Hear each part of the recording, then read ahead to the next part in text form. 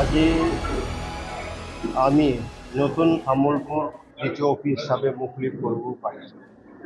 কাৰণ আমি এইটো বহুত দিন আগত এইটো মুকলি কৰিব বিচাৰিছিলে ইলেকশ্যন আগত, কিন্তু সময় নোপোৱাৰ কাৰণে লেট হৈ গ'ল। তথাপিও আজি আমি তামোলপুৰ দ্বিতীয় অফিসটো মুকলি দিয়া হ'ল আৰু ইয়াত মানে স্থাপিত নাই হ'ব গ'লে অফিসটো কেনেকৈ চলাব মেডাম যিটো অকলে আছে।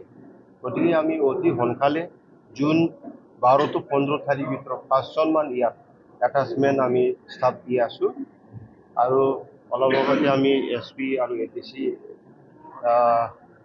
ইয়াৰ লগত আলোচনা কৰিছোঁ। যিহেতু তামোলপুৰ ডিষ্ট্ৰিক্ট হিচাপে যদি নিয়ন্ত্ৰণ কৰিব লাগে গাড়ী চলা কোনো বদমাইচি মানুহবিলাকে উইদাউট ড্ৰাইভিং নোট নাথাকা বা গাড়ী কাগজ নাথাকা এইবিলাকত চেক কৰিবৰ কাৰণে আমি অলপ আগতে আমাৰ SPৰ লগত আলোচনা কৰিছোঁ। তেওঁলোকে বহুত সহায় কৰিব।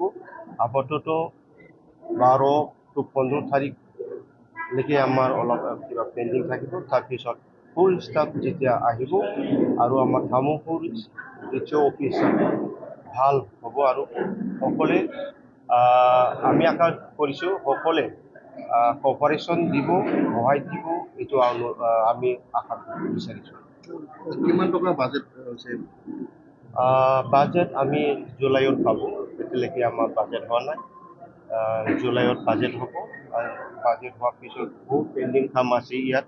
আৰ্ট ফিলিং কাম দৰকাৰ আছে আৰু অফিচত বহুত মানে চফা চেট কিবা কিবি বহুত এইবিলাক আছে।